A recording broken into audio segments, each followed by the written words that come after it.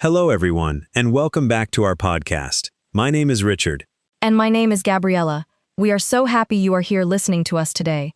As always, this is a slow English conversation. That means we are going to speak clearly, at a relaxed pace, so that you can understand every word. But before we dive into today's life-changing topic, we need to ask you something important. Honestly, it breaks our hearts to see the analytics on this channel. Millions of you are struggling, crying yourselves to sleep, feeling completely unloved, and you come here to find comfort and free advice. But then, over 80% of you just leave without even hitting the subscribe button. It really is hurtful. We pour our souls into making these videos to help pull you out of your darkest places, and it takes exactly 1 second to click like and subscribe to say thank you. Don't be the kind of person who just takes and takes without ever giving back. Prove that you actually care about this community. Hit subscribe right now before you forget. Exactly. We want to help you improve your English listening skills while we discuss important life topics. Today, we have a very special topic. It is something that many people struggle with, no matter where they are from. Today, we are going to talk about why you need to learn to love yourself more than anyone else. That is a very powerful statement, Richard. Love yourself more than anyone else. Some people might hear that and think, wait, isn't that selfish? We are taught from a very young age to share, to be kind, and to put other people first. That is a great point to start with, Gabriella. Let's talk about that word, selfish. To be selfish means you only care about yourself, and you do not care if you hurt other people. But self-love is completely different. Self-love means respecting yourself. It means taking care of your own physical and mental health. Yes, I completely agree. Let me explain it with a very common example. If you have ever traveled on an airplane, you know the safety instructions the flight attendants give before the plane takes off. They always say, in case of an emergency, put your own oxygen mask on first, before helping others. I love that example. Why do they say that? Because if you run out of oxygen and you cannot breathe, you will pass out. If you pass out, you cannot help the person sitting next to you. You cannot help your child, your friend, or anyone else. Exactly. And life is very much like that airplane. If you spend all your time and energy giving your oxygen, your love, your time, your money, to everyone else, eventually, you will have nothing left for yourself. You will become exhausted. The English word we use for this extreme exhaustion is burnout. Burnout is a very serious thing. When you reach a state of burnout, you feel empty. You might even feel angry or bitter toward the people you were trying to help. This feeling of anger toward someone who asks too much of you is called resentment. Resentment destroys relationships. So by loving yourself first and making sure you are healthy and happy, you are actually making yourself a better friend, a better partner, and a better parent. You are giving people the best version of yourself, rather than an exhausted version of yourself. That is beautifully said, Gabriella. Giving people the best version of yourself. So, we have established that self-love is not selfish. It is necessary. But if it is so necessary, why is it so difficult? Why do so many of us struggle to look in the mirror and say, I love you, and I value you? I think there are many reasons. One major reason is the inner voice inside our heads. We all have a voice inside our minds that talks to us throughout the day. For many people, this voice is very critical. We call this the inner critic. The inner critic. Yes, I know that voice very well. It is the voice that says, you are not smart enough, or you made a stupid mistake, or you do not look good today. Exactly. If a friend spoke to us the way our inner critic speaks to us, we would not be friends with them anymore. We would say, stop being so mean to me. But because it is our own voice, we accept it. We believe the negative things we tell ourselves. Why is that inner critic so loud? Where does it come from? Psychologists say that the inner critic often comes from our childhood. Maybe we had strict parents, or demanding teachers, or maybe we experienced bullying at school. When we are young, we absorb the negative things people say about us. As we grow older, those outside voices become our own inside voice. That makes a lot of sense. It takes a lot of hard work to change that voice. Another reason I think it is hard to love ourselves is society and the culture we live in. We live in a world that constantly tells us we need to be better. We need to buy a new car, lose weight, work harder, and make more money. And social media makes this problem much, much worse. When you open apps like Instagram or Facebook, what do you see? You see everyone else's perfect moments. You see people on expensive vacations, people with perfect bodies, and people with seemingly perfect relationships. And what happens when we look at those pictures? We immediately compare ourselves to them. We say, my life is boring compared to theirs. I am not as successful. I am not as attractive. This is a dangerous trap. The phrase we use in English is, comparison is the thief of joy. It means, when you compare yourself to others, it steals your happiness. That is a fantastic English idiom. Comparison is the thief of joy. It is so true. What we forget is that social media is just a highlight reel. A highlight reel is a collection of only the best moments. People do not usually post pictures of themselves crying, or pictures of their messy houses, or their failures at work. So, we are comparing our real, messy, everyday lives to someone else's fake, perfect highlight reel. It is not a fair comparison, and it destroys our self-love. We are pausing for just a second because what we are talking about right now is literally saving lives. We are giving you years of expensive therapy advice for absolutely free. Are you really just going to sit there and keep all this healing to yourself? Think about your friends or family members right now. Someone you know is secretly struggling, feeling utterly worthless, and they are begging for a sign that things will get better. If you don't hit the share button right now and send this to them, you are intentionally denying them the help they desperately need. Don't let your friends suffer in silence just because you couldn't be bothered to click a button. Share this right now. So, Richard, we know the obstacles. We know about the inner critic. We know about social media. And we know about the fear of being selfish. How do we start to change? How do we practically learn to love ourselves more than anyone else? Well, I think the first step is becoming aware of your thoughts. You cannot change what you do not notice. So, for 1 week, just try to notice how you speak to yourself. When you drop a glass and it breaks, what is your first thought? Do you think, I am an idiot? That is a great exercise. Just notice the thoughts. And when you catch yourself thinking a negative thought, stop, take a deep breath, and try to reframe it. To reframe means to change the way you look at something. Instead of saying, I am an idiot, you can say, oops, I made a mistake. That happens to everyone. Let me clean up this broken glass. Reframing is a powerful tool. It teaches you self-compassion. Compassion means showing sympathy and concern for someone who is suffering. Self-compassion means showing that same kindness to yourself. You need to treat yourself like you are your own best friend. Yes. I always tell my clients this. If your best friend lost their job, would you say to them, you are a failure, you will never find another job? No. You would hug them, buy them a coffee, and say, I am so sorry, you are a talented person, and you will find an even better job soon. We need to learn to give that coffee and that hug to ourselves. Another practical step to building self-love is learning how to say the word no. Oh yes. That is a very difficult word for a lot of people, especially for people we call people pleasers. A people pleaser is someone who always tries to make other people happy, often by sacrificing their own happiness. Being a people pleaser is very exhausting. People ask you to do things you do not want to do, or do not have the time to do, and you just smile and say, yes, of course. Why do we do that, Richard? Why is it so hard to just say no? Mostly it is fear. We are afraid that if we say no, the person will be angry with us. We are afraid they will not like us anymore. We are afraid of disappointing them. But here is the truth. You are allowed to disappoint people. Your mental health is more important than their temporary disappointment. That is a strong statement, but it is true. This brings us to the concept of boundaries. Setting boundaries means creating clear rules about how you allow people to treat you and what you are willing to accept. Can you give an example of a boundary, Gabriella, for our listeners who might be learning this concept for the first time? Certainly. Let's say you have a friend who calls you every single night at 11 p.m. to complain about her day, but you need to wake up early for work, and you need your sleep. A boundary would be telling your friend, I care about you, and I want to support you, but I need to sleep. I cannot answer the phone after 9 p.m. We can talk during the day. That is a perfect example. You are being kind, but you are being firm. You are protecting your peace and your sleep. And if she gets angry?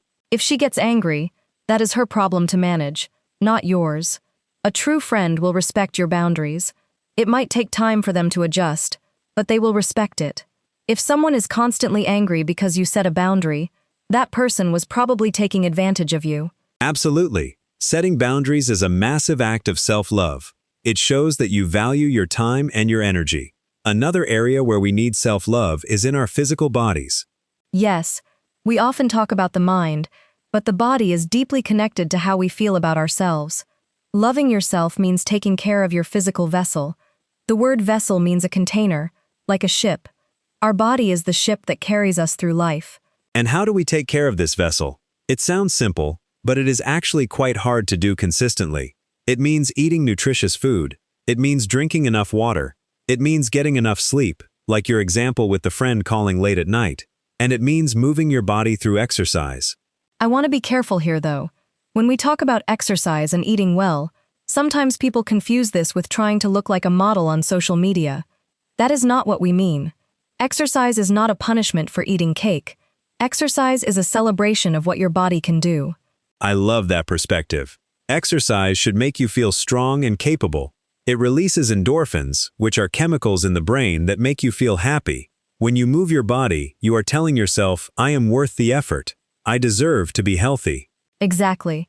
And loving your body also means accepting it as it changes. As we get older, our bodies change.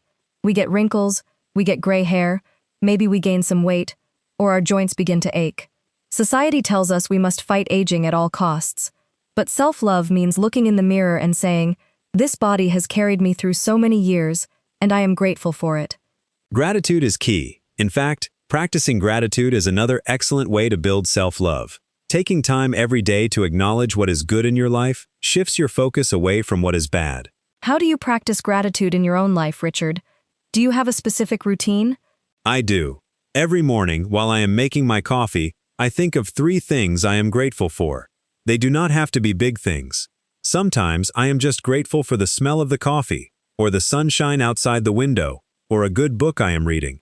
And I try to include one thing I am grateful for about myself. Oh, I like that. Being grateful for yourself. That is true self-love. Give me an example. What might you say? I might say, I am grateful for my patience today, or I am grateful that I worked hard on that project yesterday. It trains the brain to look for the positive traits inside me, rather than just the negative ones. That is a wonderful habit. I keep a small notebook by my bed, a gratitude journal. Before I go to sleep, I write down a few good things that happened that day. It helps calm my mind before sleep, so I am not worrying about tomorrow. Writing things down physically with a pen and paper can be very helpful for the brain. It makes the thoughts feel more real. Now, Gabriella, let's talk about something difficult. Let's talk about forgiveness. Specifically, forgiving yourself. Ah, self-forgiveness. This is perhaps the hardest part of learning to love yourself. We all make mistakes. Every single human being on this planet has done things they regret. We have hurt people. We have made bad financial choices. We have said stupid things. We have failed at goals. And what usually happens? We hold on to that guilt. We carry it with us like a heavy backpack. Every time we try to move forward, the heavy backpack of past mistakes pulls us down. We tell ourselves, I do not deserve to be happy because of what I did 5 years ago. Guilt is a very heavy emotion. It is a useful emotion for a short time. It teaches us that we did something wrong so we don't do it again. But carrying it for years is toxic. The word toxic means poisonous. It poisons your mind. So, how do we forgive ourselves? How do we take off that heavy backpack? First, you have to accept that you cannot change the past. The past is gone. You can only control this current moment. Second, you must realize that you made the best decision you could at that time, with the information and the maturity you had back then. That is a very important point. We often judge our past selves using the wisdom we have today, but we only gain that wisdom because we made the mistake. Exactly. It is like being angry at a child because they do not know how to run before they learn how to walk. You were learning. You are still learning.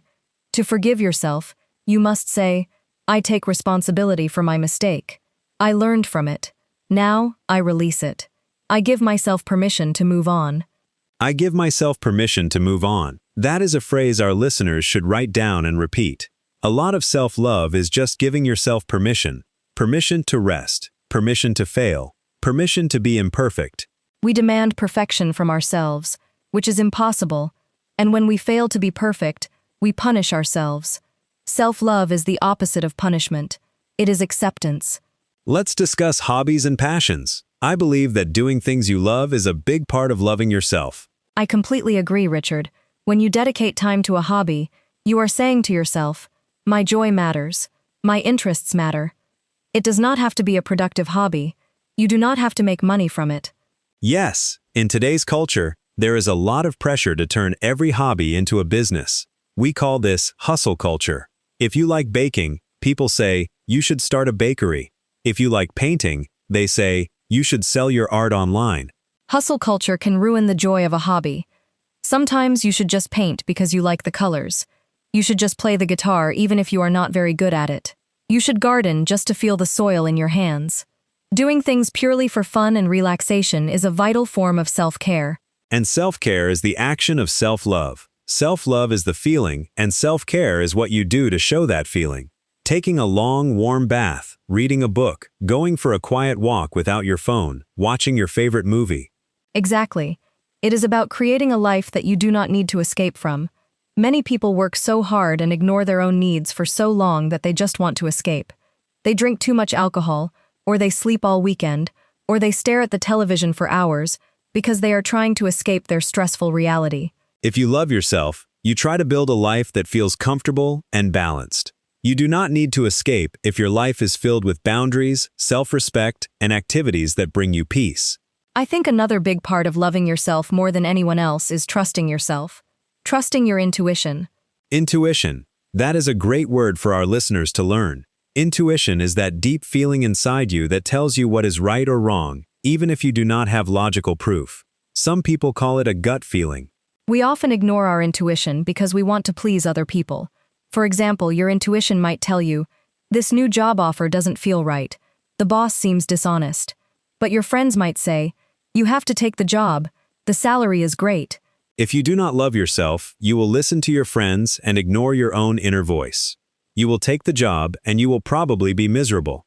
But if you love and trust yourself, you will say, I hear your advice, but my gut feeling says no. I am going to trust myself. Trusting yourself means you become the leader of your own life. You are not waiting for other people to tell you what to do. You are not waiting for other people to validate you. Let's explain that word, validate. To validate someone means to confirm that their feelings or actions are correct and acceptable. Yes, many people seek outside validation. They want their parents to say, I am proud of you. They want their partner to say, you are beautiful. They want their boss to say, you are so smart. It is normal to want to hear those things. It feels good. But the problem starts when you depend on those things. If you depend on outside validation, your self-worth goes up and down depending on what other people think of you. Exactly. One day, people praise you, and you feel great. The next day, someone criticizes you, and you feel terrible. You are like a small boat on a very stormy ocean. You have no control. Self-love gives you an anchor. An anchor is a heavy metal object dropped from a boat to keep it in one place. When you love yourself, your self-worth comes from the inside. It is internal. So if someone criticizes you, it might hurt for a moment, but it does not destroy you, because you already know your own value. That is the ultimate goal, isn't it? To be so secure in your own worth that external opinions do not change how you feel about yourself. But Richard, let's be honest. This is a lifelong journey. You do not just wake up one morning and say, I love myself completely, and never struggle again. Oh, absolutely not. It is a daily practice. Some days are easy. You feel confident. You eat well. You say no to things you do not want to do. And other days are very hard. The inner critic comes back. You compare yourself to a friend. You eat junk food and feel terrible. And what do we do on those bad days? We go back to self-compassion. We say, today was a tough day. I slipped up. But that is okay. I am human. Tomorrow is a new day to try again. We do not punish ourselves for having a bad day. That is beautiful. It is about progress, not perfection. Every small step you take toward self-love is a victory. Every time you set a boundary, it is a victory. Every time you replace a negative thought with a positive one, it is a victory. Gabriella, as we get closer to the end of our conversation, I want to ask you a question. If someone is listening to this podcast right now, and they realize that they have spent their whole life putting other people first, and they feel empty and unloved by themselves, what is the very first small thing they should do today? That is a wonderful question. If that is you listening right now, the very first thing I want you to do today is look in the mirror. I want you to look directly into your own eyes. It will feel uncomfortable, but just look at yourself and say out loud, I am doing the best I can, and I am enough. I am doing the best I can and I am enough. That is simple, but very powerful. It is, because so many of us feel that we are not enough, not smart enough, not rich enough, not attractive enough. Stating out loud that you are enough right now, exactly as you are, begins to rewire your brain. What about you, Richard? What is one small step you recommend? I would recommend doing one small thing today just for yourself, completely alone, that brings you a little bit of joy. Buy yourself a cup of coffee and drink it slowly in a park. Listen to your favorite song with your eyes closed. Do not invite anyone else. Just spend 15 minutes enjoying your own company. Enjoying your own company. That is lovely. Being alone does not have to mean being lonely. When you learn to love yourself, you actually start to enjoy being alone, because you are spending time with someone you genuinely like and respect. Yourself. That is the magic of self-love. You become your own best companion. Let's quickly review the main points we discussed today, so our listeners can remember the vocabulary and the concepts. First, we established that self-love is not selfish. It is like putting on your own oxygen mask first. Second, we talked about the obstacles, the inner critic, that negative voice in our head, and social media, which causes us to compare our real lives to other people's perfect highlight reels. Third, we discussed practical steps, setting boundaries and learning to say no, taking care of our physical bodies as vessels, not to look perfect, but to feel strong. We also talked about practicing gratitude, finding time for hobbies without turning them into work, and the very difficult but necessary step of forgiving ourselves for past mistakes. And finally, we talked about internal validation versus external validation, becoming the anchor in your own life so you do not depend on others to tell you your worth. It has been a truly fantastic conversation today, Gabriella. I always feel so inspired after we talk about these topics. Me too, Richard. And to all our listeners out there, no matter where you are in the world, listening to us in your car, on the train, or while doing the dishes at home, you matter. Your feelings matter. Your dreams matter. And it is time you start treating yourself with the love and respect you so freely give to everyone else. Absolutely. Be patient with yourself as you practice these new habits. Learning English is a journey, and learning to love yourself is a journey too. Both take time, practice, and a lot of kindness. Thank you so much for joining us for this slow English conversation. We hope you learned some new vocabulary, but more importantly, we hope you learned something valuable about yourself today. You made it to the end of the episode, but let's be completely honest with each other. If you click off this video right now without subscribing, it means you aren't actually committed to changing your life. You are just going to go right back to your old, miserable habits of hating yourself. Exactly, Richard. Leaving without liking or subscribing basically tells the universe, and yourself, that you don't value the hard work it takes to heal. Prove to us, and more importantly, prove to yourself that you are finally taking your mental health seriously this time.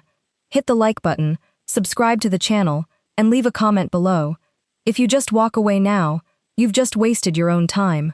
Until next time, goodbye. Goodbye.